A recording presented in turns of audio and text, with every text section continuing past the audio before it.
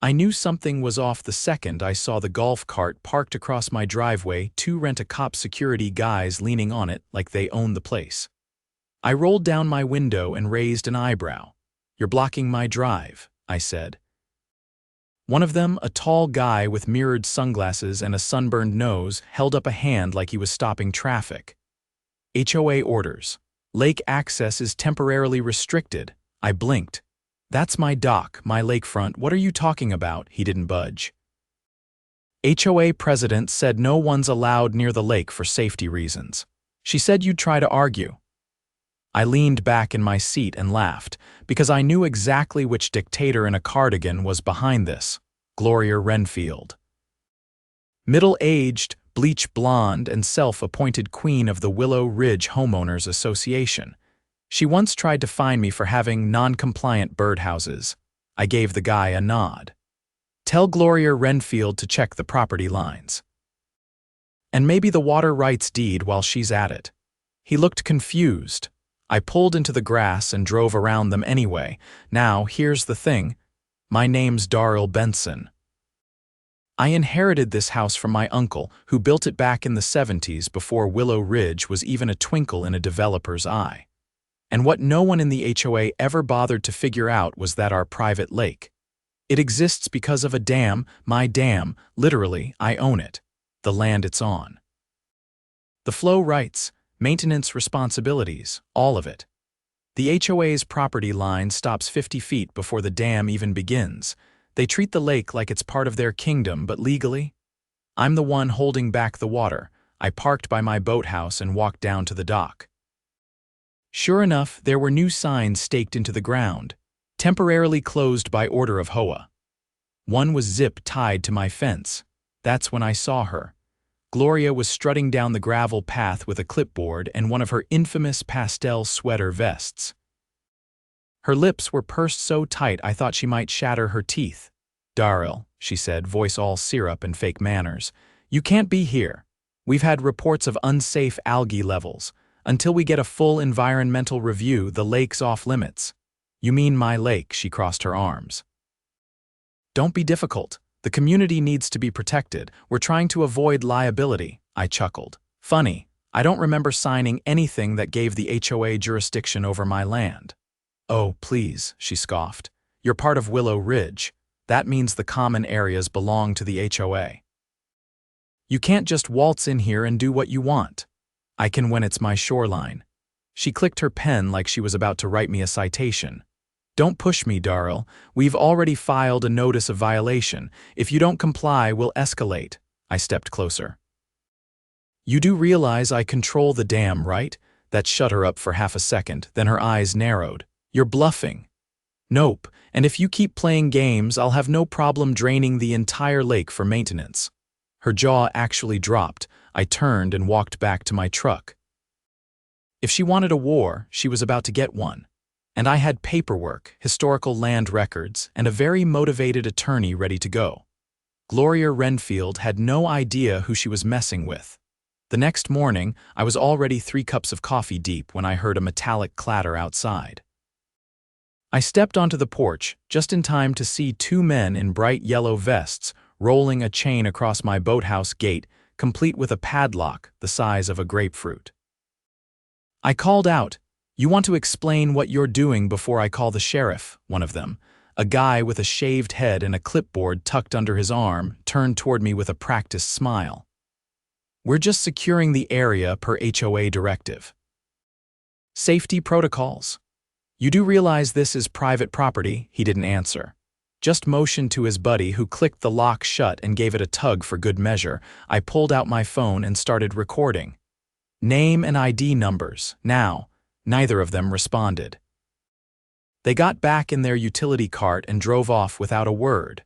I didn't waste time. I called my cousin, Trina. She's a property rights attorney who once buried a county zoning board under so many injunctions they held a closed-door meeting just to surrender. She picked up on the second ring. "You finally ready to sue the sweater mafia? They padlocked my boathouse this morning." There was a pause. "That's trespassing and unlawful seizure. I'll swing by after court. Don't touch the chain yet." I want photos. By noon, Trina was there with a Nikon camera and a document folder thicker than a phone book.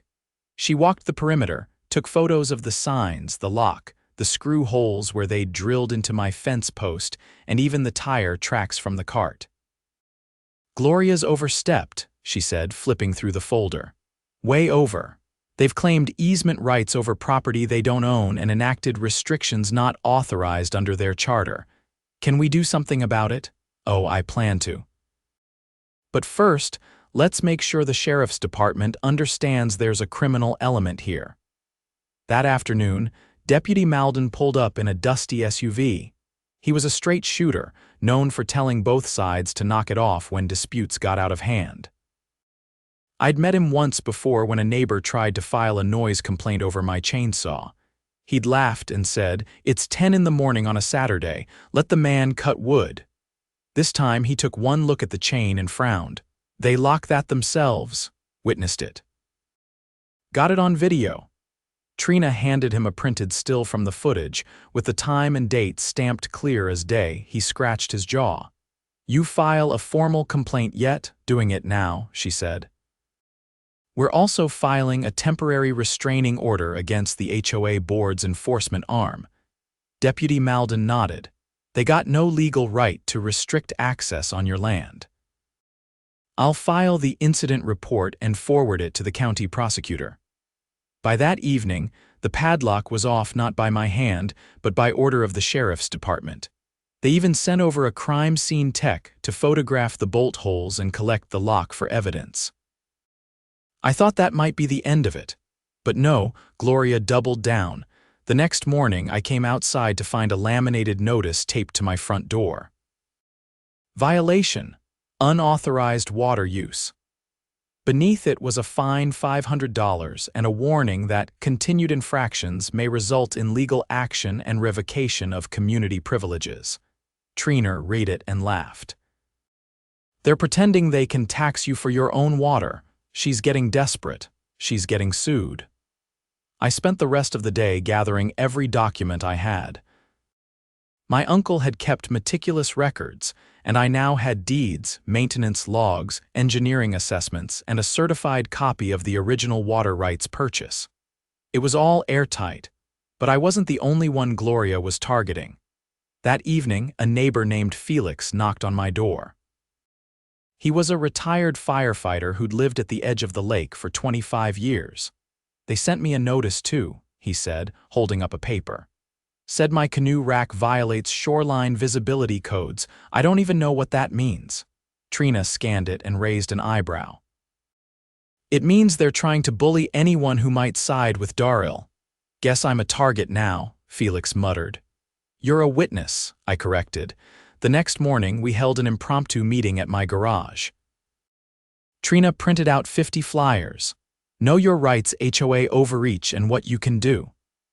Felix brought coffee and folding chairs, and within the hour, we had over 30 people crowded around my workbench while Trina explained the limits of HOA power. Turns out I wasn't the only one who'd been harassed. Martha from Lot 12 had been fined for a wind chime. Curtis, who worked night shifts, said security had tried to tell him he couldn't park his car in his own driveway. "They're pushing everyone around," Trina said. "And the only reason they've gotten away with it this long is because no one pushed back." Well, we were pushing now. Word spread fast. The next day, Channel 7's local reporter showed up.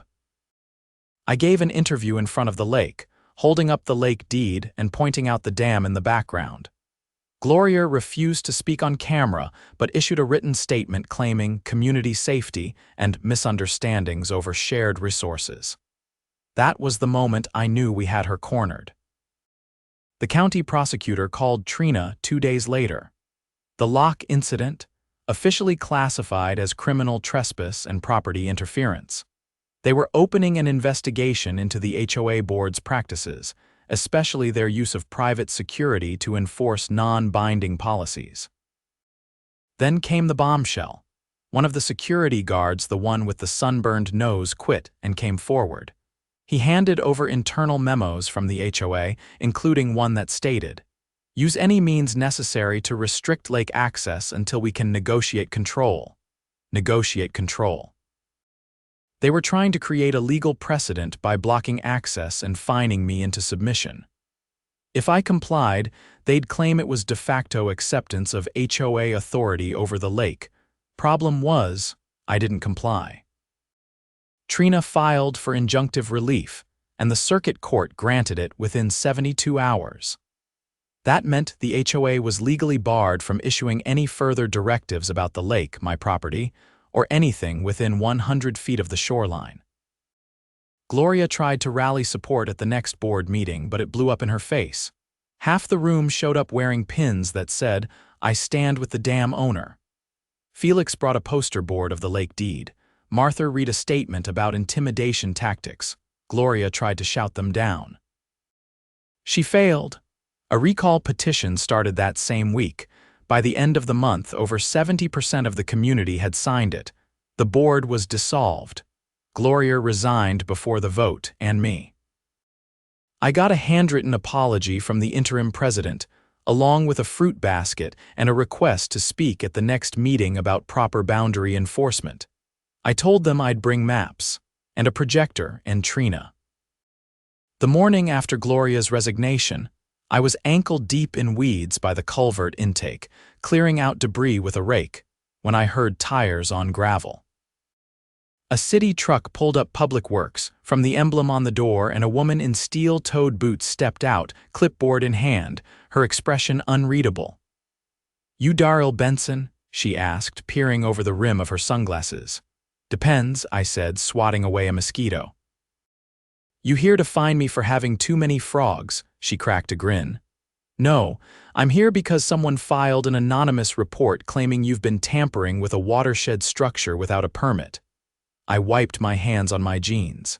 "Let me guess." The report came from someone with a vendetta and a newly empty board seat.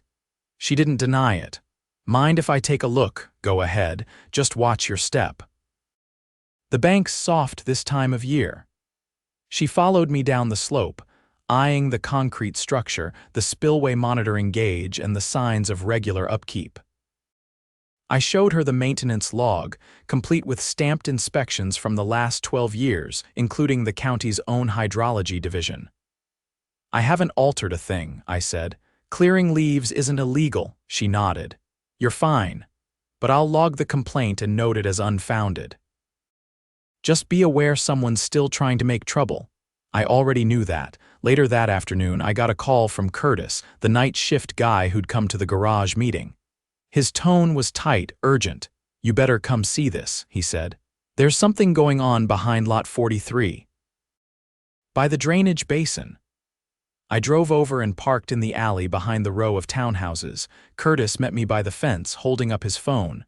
"Caught it on my security cam last night. 2 guys in HOA jackets digging near the old overflow pipe. No lights, no permits. They brought equipment in the back of their truck and left around 3 in the morning. I watched the grainy footage. They weren't just digging, they were installing something. "Where's that pipe lead?" I asked. He pointed toward the trees. "Used to connect to the auxiliary bypass. The one that feeds the retention pool before hitting the lake, but it's been sealed off since the early 90s. I climbed the fence and followed the tree line. Sure enough, the ground had been disturbed. Sod rolled back. A trench dug with precise angular cuts. And at the bottom, half buried in mud, was a black PVC valve with a locking cap, freshly installed.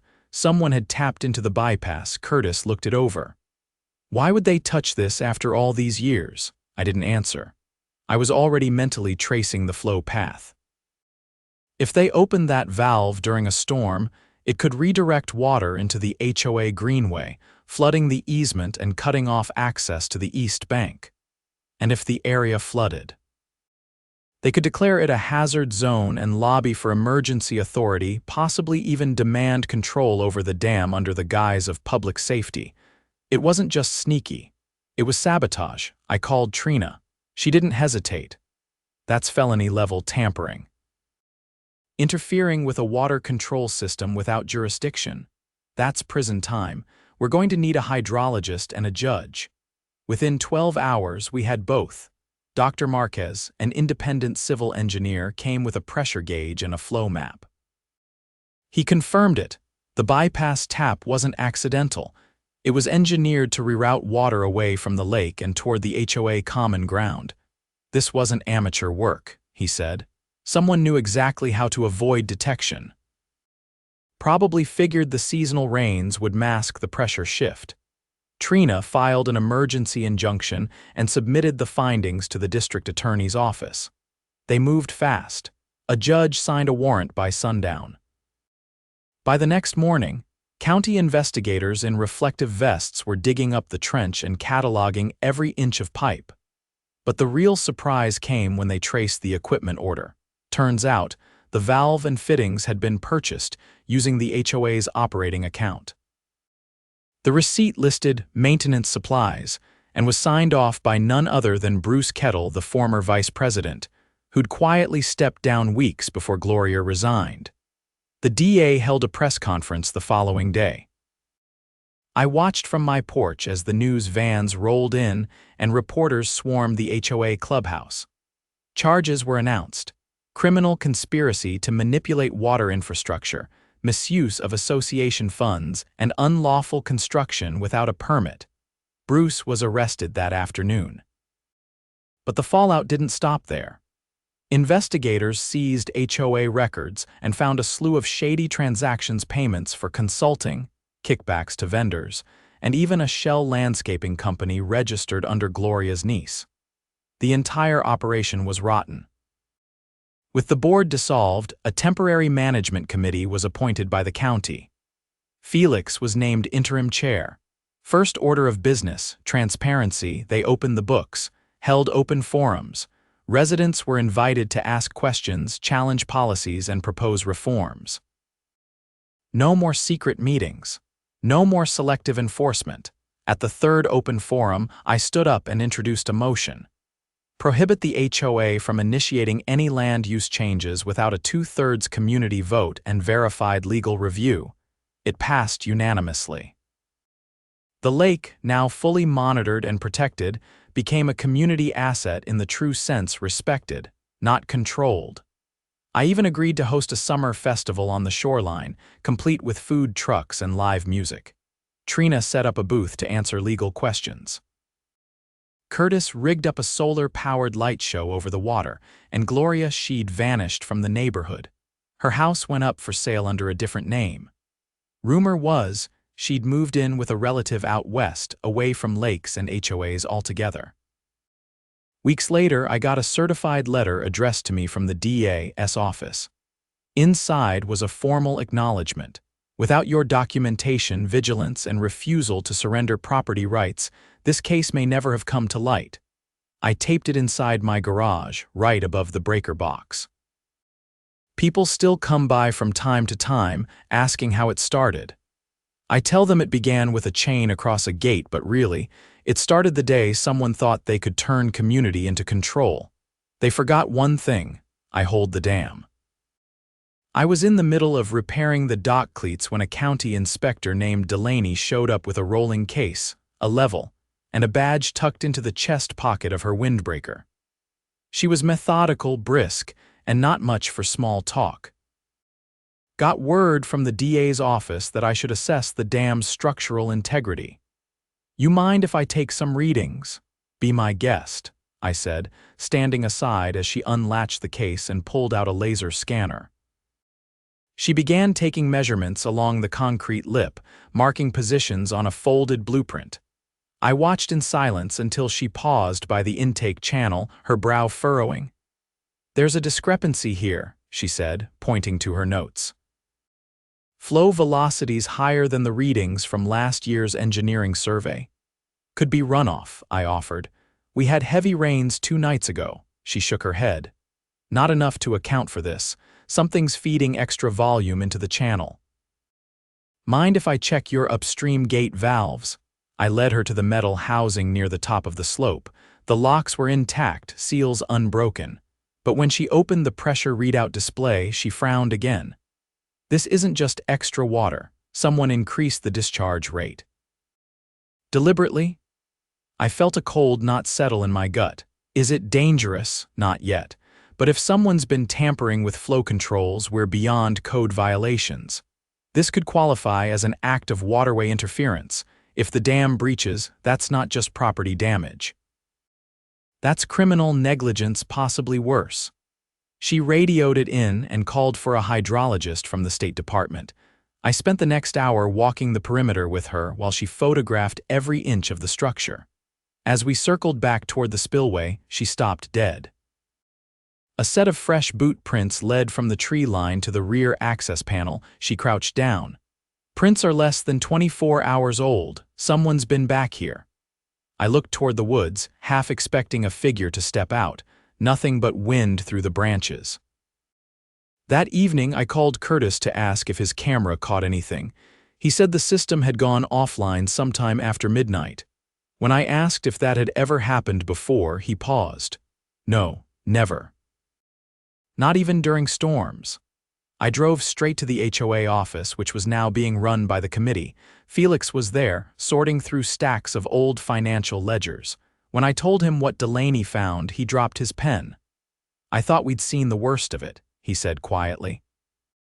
But if they're still trying to force control, we need to find out who's accessing restricted areas. The new board doesn't even have dam keys. Felix opened a drawer and pulled out a manila folder. I didn't want to mention this without proof, he said, but I found something 2 days ago. Gloria and Bruce authorized a contract with a private engineering firm last fall. Not for repairs, for restructuring assessment. They were planning to reroute the lake's outflow into a man-made channel. Why? To create a second retention pond behind the greenway. If they'd pulled it off, that pond would have been on HOA land. They could have claimed control over both. I leaned against the wall, stunned. They were trying to duplicate the lake, manufacture a water system they could regulate. Exactly. And if they'd reduced the dam's flow rate, the lake level would have dropped just enough to shift the shoreline boundaries. They were trying to shrink your property. I wasn't sure whether to laugh or throw something. Felix continued. We've got to bring this to the DA, now. If they were still working with that firm, someone might be continuing the plan on their own. We met with the district attorney the following morning. Her office had already opened a second case file, but the new evidence elevated things. She assigned a task force to investigate all subcontractors associated with the HOA in the past 12 months. That's when they found it. One of the subcontractors, Linden Environmental Services, had billed the HOA for strategic flow analysis 3 months ago. The signature on the invoice. Bruce Kettles, dated after his resignation. A warrant was issued for his personal records. What they found blew the whole thing wide open. Bruce had been working with a consultant named Arlen Voss, a retired engineer with a revoked license. Voss had been blacklisted for falsifying environmental impact assessments. He was the one who designed the bypass tap behind Lot 43, and he didn't stop there. Investigators found blueprints on his hard drive outlining a covert redirection system, a network of underground valves, hidden junctions, and disguised outflows meant to slowly siphon water from the lake over a 6-month period. The intention was to dry out part of the shoreline subtly, then claim it was no longer part of the lakefront. They were going to redraw property boundaries by manipulating the terrain. The state attorney filed charges against both Bruce and Voss within the week: conspiracy to defraud, criminal environmental tampering, and malicious interference with registered water rights. Voss was extradited from another county. Bruce was arrested again. But the real storm broke when the media got wind of it. Local news ran a special report titled "The Lake Deception." And suddenly, our quiet little neighborhood became a cautionary tale for every HOA in the state. Residents from other developments started showing up at our meetings, asking how we'd done it. We didn't sugarcoat it. We told them the truth. It took proof, persistence, and a community willing to look past lawn colors and mailbox paint to stand together. The State Water Board sent a full team to inspect the dam. They declared it stable, confirmed my ownership, and issued a permanent injunction banning any third party from tampering with the structure under penalty of felony prosecution. Trina helped file a civil suit on behalf of the residents affected by the HOA's schemes. The settlement was substantial. The funds were used to create a community legal defense reserve independent from the HOA budget. Felix and the new board rewrote the bylaws from scratch this time with resident input at every step. The final version eliminated unilateral enforcement powers, required public notice for any land use changes, and mandated third-party audits for all spending. As for me, I installed a new motion-triggered camera system around the dam and the boathouse. Not because I was worried, but because I was done being surprised.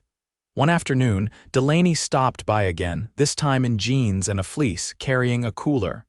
"You like perch?" she asked. "Only when it's not swimming near sabotage valves." She laughed and handed me a fillet wrapped in butcher paper. "You kept this place from turning into a disaster, thought you earned a decent dinner." We sat by the dock, rods in the water, watching the sun dip low. "I've inspected dams all across this county," she said. "Never seen one get used like a chess piece before." "Most people forget that water's power doesn't come from pressure," I said. "It comes from patience. You just have to know when to release it." She grinned. "Sounds like you just described yourself." I didn't argue. Later that evening, Felix called. The recall vote on the final remaining board member had passed unanimously. Every last remnant of Gloria's regime was gone. A week after that, a letter arrived from the state attorney's office. It confirmed the full resolution of both criminal cases, along with a formal commendation for exceptional civic stewardship in the preservation of critical infrastructure. I framed it, not for vanity, for history. Because long after the headlines faded and the lawsuits closed, the lake remained calm, steady, unmoved by the chaos that once tried to claim it. And on its shore stood a dam, protected not by laws or locks, but by a community that finally remembered who it really belonged to.